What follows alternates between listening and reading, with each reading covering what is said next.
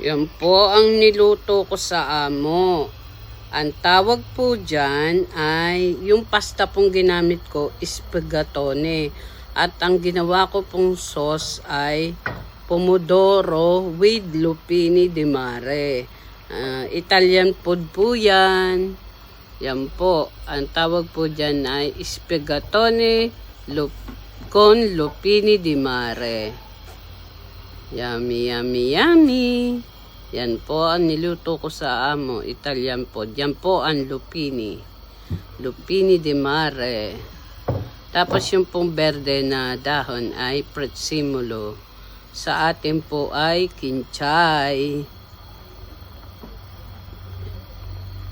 Yum, yum, yum. Yung pong pasta ay medyo malaki ng konti sa spaghetti. Kaya po spaghettone.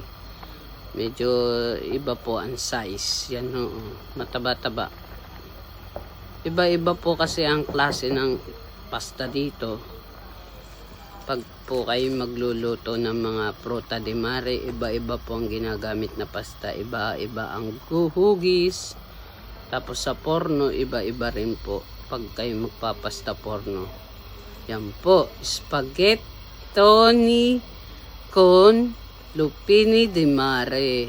Marami pong salamat. Please subscribe my YouTube channel, like, share, and comment.